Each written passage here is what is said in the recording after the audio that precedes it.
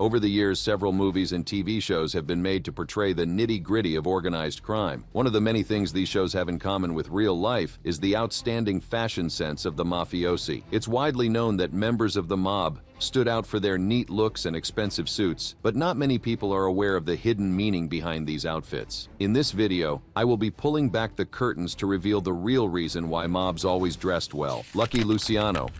Lucky Luciano's journey into the world of organized crime began in his early years as a member of the infamous Five Points gang. Growing up in a poor Italian immigrant family in New York City, Luciano was exposed to the harsh realities of life on the streets. It was in this environment that he learned the skills and tactics that would later propel him to the top of the criminal underworld. As a young man, Luciano quickly made a name for himself within the Five Points gang. Known for his intelligence, ambition, and street smarts, he became a trusted member of the gang, earning the respect of his peers and superiors. It was during this time that he began to understand the importance of appearance and how it could be used to his advantage. Under the mentorship of Arnold Rothstein, a prominent figure in the criminal world, Luciano honed his business acumen and learned the art of dressing well. Rothstein, known for his impeccable style and attention to detail, guided Luciano in matters of dress and personal conduct. Luciano saw firsthand how Rothstein's sophisticated appearance commanded respect and admiration, and he quickly adopted these principles for himself. As Luciano's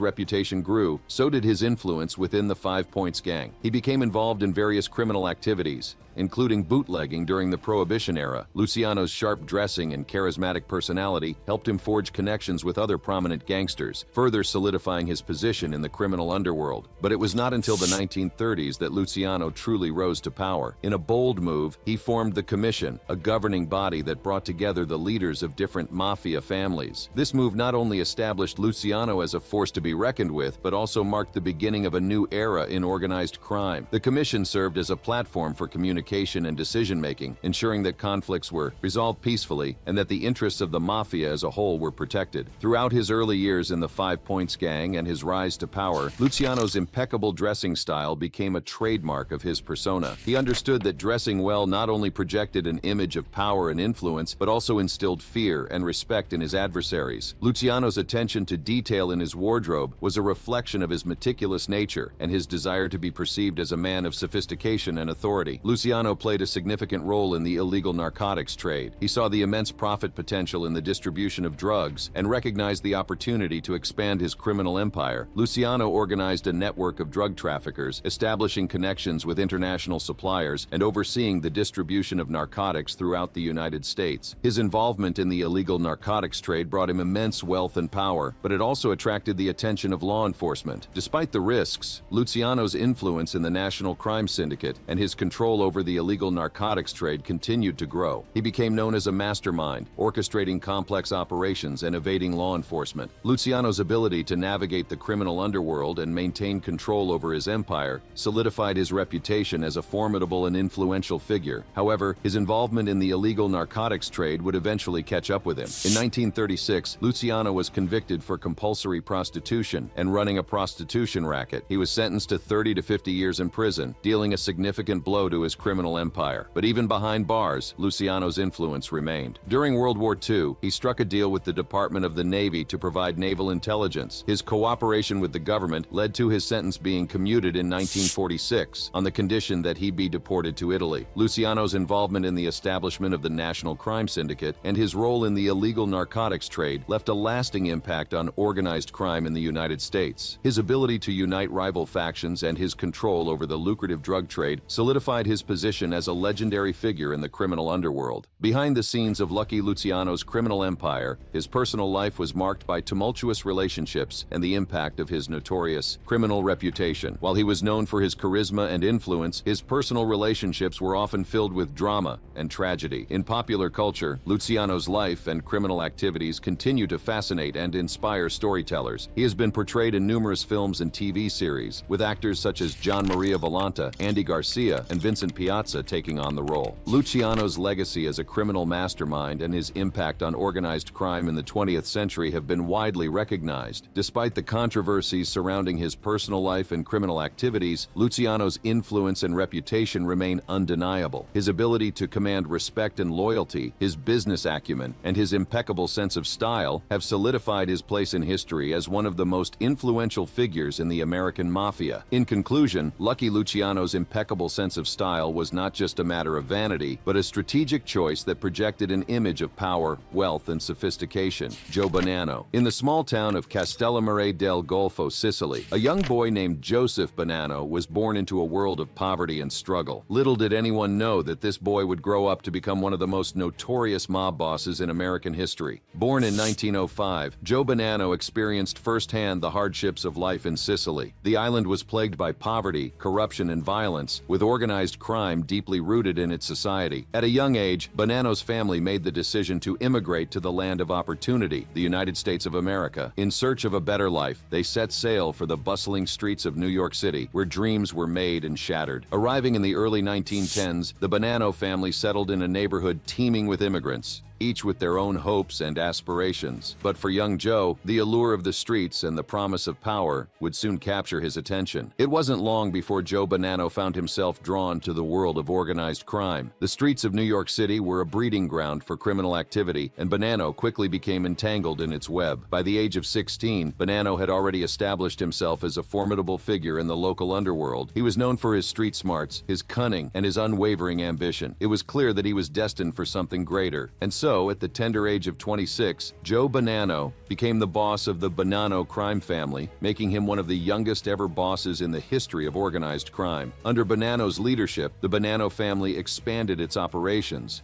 delving into various illicit activities that ranged from gambling and loan sharking to drug trafficking and extortion. They became a force to be reckoned with in the criminal underworld, leaving a trail of violence and fear in their wake. But it was Bonanno's audacious plan in 1963 that would forever change the course of his criminal career. He devised a plot to assassinate several rivals on the Mafia Commission, the governing body of the American Mafia. It was a move that would have solidified his power and dominance within the Mafia hierarchy. However, the plot was uncovered, and Bonanno found himself in a precarious position. Fearing for his life, he made the decision to flee to Canada, seeking refuge from the consequences of his actions. For a brief period, Bonanno disappeared from the public eye, leaving the Bonanno family in a state of turmoil. This period, known as the Bonanno War, was marked by internal strife and power struggles within the family, but Bonanno's absence was short-lived. In 1966, he resurfaced, returning to New York City and reclaiming his position as the boss of the Bonanno family. Despite the challenges he faced, Bonanno managed to maintain his grip on power within the Bonanno family. But as the years went by, Bonanno's priorities began to shift. The constant violence and danger took its toll on him, and he started contemplating retirement. In 1968, he made the decision to step down as the boss of the Bonanno family, passing the torch to a new generation of mobsters. With his retirement, Bonanno sought a quieter life away from the criminal underworld. He moved to Arizona, far from the streets that had once been his domain. But his legacy as a mob boss and his impeccable sense of style would forever be etched in the annals of organized crime history. Joe Bonanno was not just a mob boss known for his criminal exploits, but also for his impeccable sense of style. He was a man who understood the power of appearance and the impact it could have in the world of organized crime. In this section, we will delve into the reasons behind Bonanno's commitment to always dressing well. Bonanno's dedication to fashion was evident in every aspect of his wardrobe. From his perfectly tailored suits to his hand-painted ties, he spared no expense when it came to his attire. But why did he go to such lengths to dress well? One reason behind Bonanno's commitment to style was the desire to project an image of success and respectability. In the world of organized crime, appearances mattered. By dressing impeccably, Bonanno sent a message to his rivals and allies that he was a man of influence and power. Bonanno's fashion choices also served as a form of intimidation. In a world where violence and ruthlessness were the norm, his well-tailored suits and polished shoes became a symbol of his authority. It was a way for him to assert his dominance and command respect. But Bonanno's commitment to dressing well went beyond mere intimidation. It was a reflection of his own personal pride and self-image. He believed that by presenting himself as a well-dressed and refined individual, he elevated himself above the common criminals of the underworld. Bonanno's fashion sense was also influenced by his Italian heritage. The Italians have long been known for their impeccable style and craftsmanship, and Bonanno embraced this tradition. He favored Italian leather shoes, tailored suits, and hand-painted ties, all of which added a touch of sophistication to his appearance. Bonanno's attention to detail extended beyond his clothing. He even went as far as monogramming his wood suit hangers, a level of extravagance that few gangsters could match. It was a testament to his meticulous nature and his desire for perfection in every aspect of his life. John Gotti.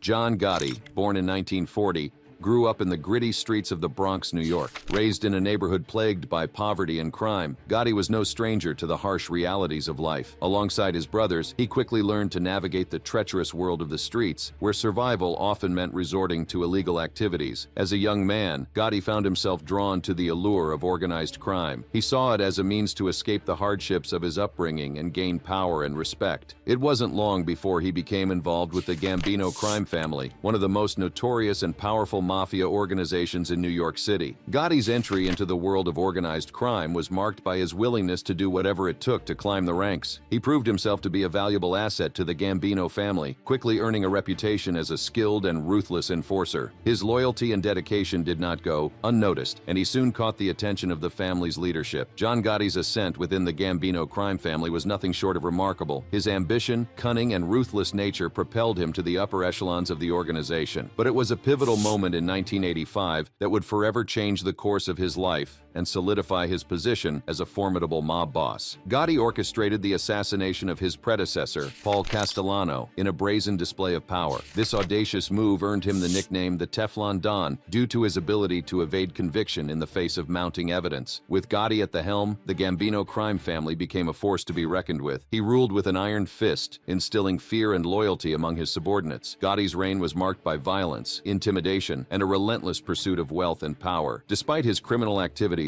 Gotti managed to cultivate a certain level of public admiration. His flamboyant style, charismatic personality, and extravagant lifestyle captivated the media and the public alike. Gotti became known as the Dapper Don for his impeccable fashion sense and his penchant for expensive suits, designer accessories, and flashy cars. One of the defining characteristics of John Gotti was his impeccable sense of style. Gotti's fashion choices played a significant role in shaping his public image and enhancing his reputation as a mob boss. He understood the power of presentation and used his wardrobe as a tool to project an image of power, success, and intimidation. Gotti was known for his expensive tailor-made suits that fit him like a second skin. Every detail, from the cut to the fabric, was meticulously chosen to exude sophistication and elegance. He favored bold colors such as deep blues and rich burgundies, which further accentuated his commanding presence. But it wasn't just the suits that made Gotti stand out. He paid attention to every aspect of his appearance, from his perfectly coiffed hair to his polished shoes. His collection of designer accessories, including gold watches, diamond rings, and silk ties, added a touch of luxury and extravagance to his overall look. Gotti's fashion choices were not just about personal style. They were a statement of power and defiance. By dressing impeccably, he aimed to command respect from his peers and instill fear in his enemies. His extravagant wardrobe was a symbol of his success and his ability to live a life of luxury despite his criminal activities. The media played a crucial role in perpetuating Gotti's image as the Dapper Don. His flamboyant style and confident demeanor in the courtroom during high-profile trials only added to his mystique. The public was captivated by his larger-than-life persona, and Gotti became a tabloid sensation. Despite his ability to evade conviction in the past, John Gotti's luck eventually ran out. In 1992, he was indicted on multiple charges, including murder, racketeering, and tax evasion. The evidence against him was overwhelming, and this time, there was no escaping the grasp of the law. Gotti's high-profile trial garnered significant media attention as the public eagerly awaited the outcome. However, this time, the Teflon Don's luck had truly run out.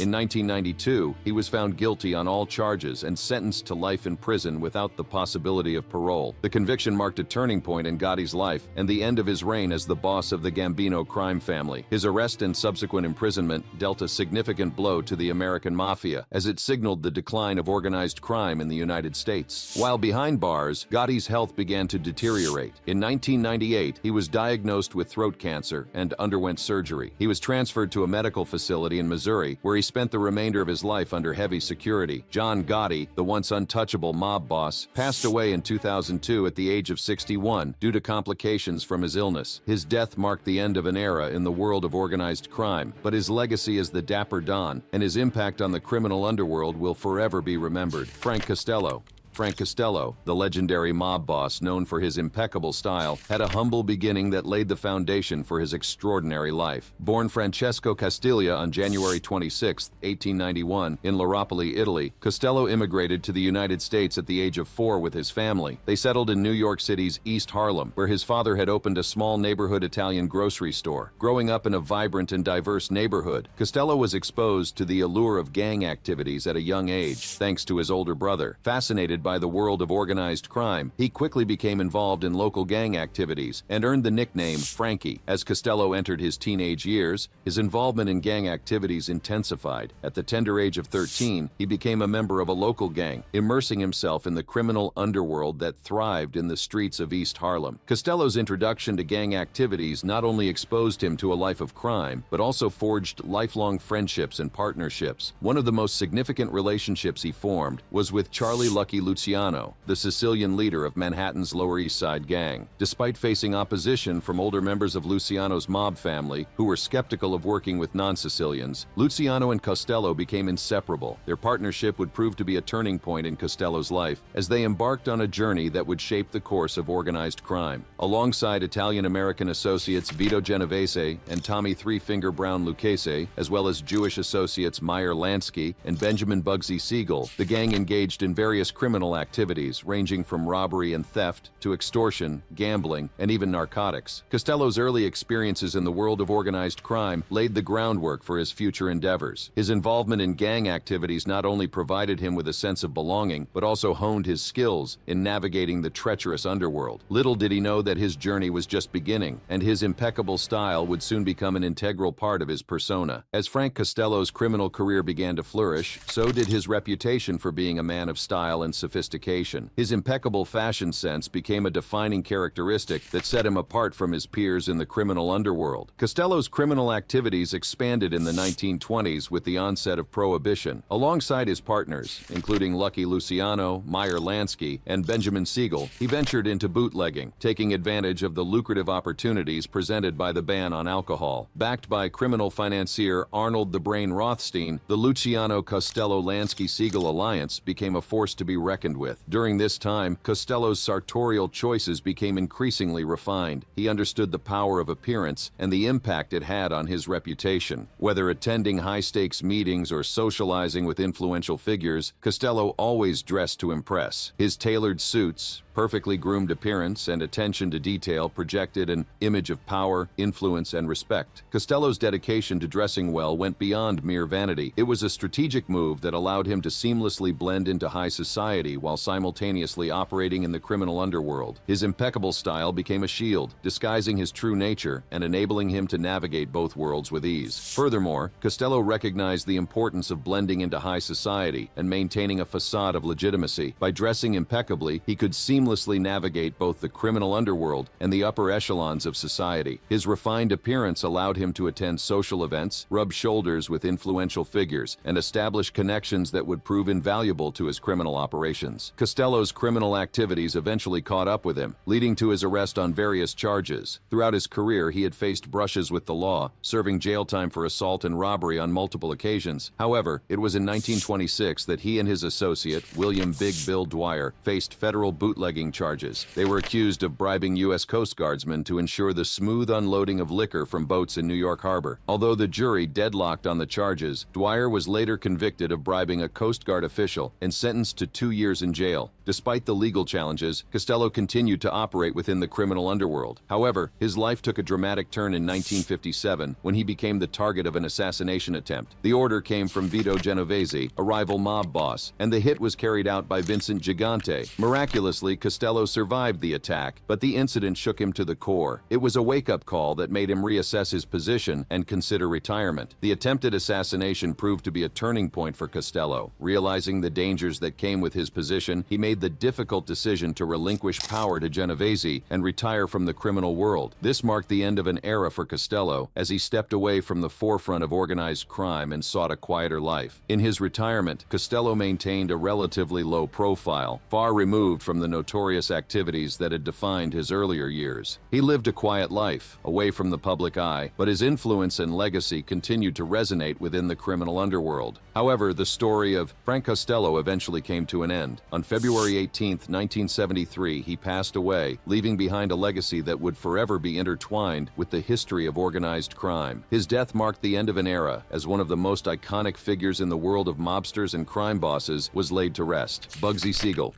Benjamin Bugsy Siegel, a name that echoes through the annals of American crime history. But before he became a notorious mob boss, Bugsy had a humble beginning. Born on February 28, 1906 in Brooklyn, New York, Bugsy grew up in a working-class Jewish family. From an early age, Bugsy showed a rebellious streak and a knack for trouble. He was drawn to the life of the streets, where he witnessed the rise of organized crime during the Prohibition era. As a teenager, Bugsy dabbled in petty crimes, running with street gangs and engaging in small-time hustles. But it wasn't until the era of Prohibition that he found his true calling. With the nationwide ban on alcohol, the illegal liquor trade became a lucrative business. Bugsy seized the opportunity and quickly established himself as a bootlegger, smuggling and distributing alcohol to speakeasies across New York City. Bugsy's cunning and resourcefulness caught the attention of the Jewish mob, a powerful criminal organization with ties to the Italian-American Mafia and the Italian-Jewish National Crime Syndicate. They saw potential in Bugsy and welcomed him into their ranks. With his natural charisma and street smarts, Bugsy quickly rose through the ranks of the criminal underworld. He became a prominent figure in the Jewish mob and a co-founder of Murder Inc., a notorious criminal organization responsible for carrying out contract killings. Bugsy's reputation as a ruthless and ambitious gangster grew, and he soon expanded his criminal activities beyond bootlegging. He ventured into gambling, drug trafficking, and prostitution, forming alliances with other mobsters and establishing a strong presence in Los Angeles. But Bugsy's ambitions didn't stop there. He had his sights set on something bigger, something that would forever change the landscape of American entertainment and gambling. In the late 1930s, Bugsy turned his attention to the desert oasis of Las Vegas. He envisioned a luxurious resort that would attract high rollers and vacationers, a place where he could establish his own empire. And so, Bugsy embarked on his most audacious venture yet, the development of the Flamingo Hotel. But as with any grand endeavor, challenges awaited him. The Flamingo faced numerous setbacks, including cost overruns and construction delays. But Bugsy's determination and vision pushed him forward. He made renovations, added extravagant features, and obtained positive press to attract attention to his ambitious project. Finally, in December 1946, the Flamingo Hotel opened its doors, marking the birth of modern Las Vegas. It was a luxurious resort that embodied Bugsy's extravagant lifestyle and his desire to create a haven for high-stakes gambling and entertainment. Bugsy had achieved his dream, but little did he know that his excessive spending and conflicts with mob bosses would ultimately lead to his downfall. However, Bugsy Siegel was not just a mob boss, he was a style icon of his time. His impeccable sense of fashion and attention to detail in his wardrobe set him apart from other gangsters of his era. Bugsy's love for fine clothing and his dedication to looking his best made him a true trendsetter. While Hollywood dressed leading men like Cary Grant and Gary Cooper, Bugsy took it upon himself to dress in the finest clothes. He spared no expense, indulging in custom-made suits crafted from precious and delicate cashmere. In an era when most men wore thick worsted suits as their armor, Bugsy stood out with his choice of fabric. His cashmere suits were a symbol of his status and his desire to be different from the rest. He had a keen eye for accessories that added a touch of luxury to his everyday attire. He wore golden garters to hold up his socks, a small but significant detail that showcased his commitment to looking his best. Bugsy's dedication to fashion even extended to his keys. He had them monogrammed and made of gold, a subtle yet extravagant touch that reflected his extravagant lifestyle. When it came to formal events, Bugsy took his style to another level. He had his tailcoats made in deep, almost black shades of forest green, burgundy, and midnight navy. Paired with a crisp white tie, Bugsy's formal attire exuded sophistication and elegance. Bugsy soon caught the attention of Hollywood stars and studio executives who admired his fashion choices and sought his company. Bugsy's connections in the entertainment industry allowed him to rub shoulders with the elite of the silver screen. Today, Bugsy Siegel's impact on the world of fashion can still be felt. His dapper style and attention to detail continue to inspire designers and fashion enthusiasts alike. Despite his success in the criminal underworld and his influence on the world of fashion, Bugsy Siegel's extravagant lifestyle and conflicts with mob bosses would ultimately lead to his downfall. Rumors swirled that Bugsy had embezzled money from the mob, leading to tensions and suspicions among his associates. His extravagant lifestyle and alleged theft of mob money made him a target. On June 20th, 1947, Bugsy Siegel's life came to a tragic end. He was shot and killed in his girlfriend's Beverly Hills home. The circumstances surrounding his assassination remain shrouded in mystery. The identity of his killer and the motive behind the assassination have been the subject of much speculation and conspiracy theories. Some believe that Bugsy's excessive spending and conflicts with mob bosses led to his demise. Others suggest that Bugsy's vision for the Flamingo Hotel, which initially struggled to turn a profit, may have angered powerful figures in the criminal underworld. Whatever the truth may be, Bugsy Siegel's death marked the end of an era. His larger-than-life persona and his impact on organized crime and fashion left an indelible mark on history: Al Capone.